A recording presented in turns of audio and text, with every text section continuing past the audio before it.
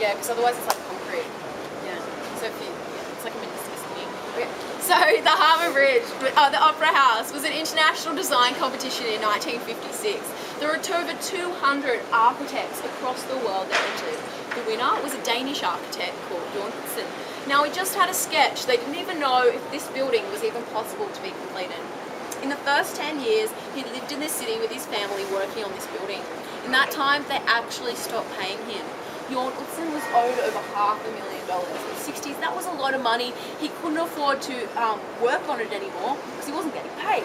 So after 10 years of him living in this city with his family, he was forced to quit. He went back to Denmark, and to this day, he has never stepped foot in this country again. He's never seen his building completed, and he will never because he died in 2008. Saddest thing is that this building went 7 times over budget.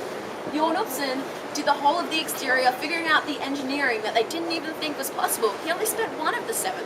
The rest, the 6/7, was spent by the government architect doing the interior and the next 5 years, and nothing happened to him. In 1973, Queen Elizabeth came to Australia. She cut the ribbon, declaring the Opera House open for everyone to attend, except Jorgensen.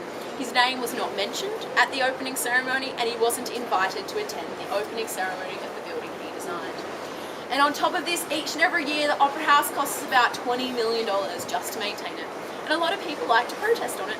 A man about 5 years ago got a bucket of red, thick industrial paint at 5 a.m. He climbed to the top sail and he wrote a big fat "No War" on top of the Opera House. So we all wake up one morning to notice the Opera House has a big giant "No War" on it. It cost $150,000 to take that paint back off again, so they had to replace all the tiles. So that's what we charged him. He had to pay $150,000. How he paid for it is he got little sculptures of the Opera House. He wrote "No War" on them and he sold them to people for $100 each in front of the Opera House. But I definitely recommend going inside there. It's really amazing. Now, the only way to get inside to see the big theatres is to either see a show or to go on a tour. Their shows start at $30 all the way up to $200, just depending on what you want to see and when you want to see it. Their tours are around $35 for 50 minutes, and 15 minutes of that is a video. But the main thing is you get to see inside all the big theatres if they're not practicing.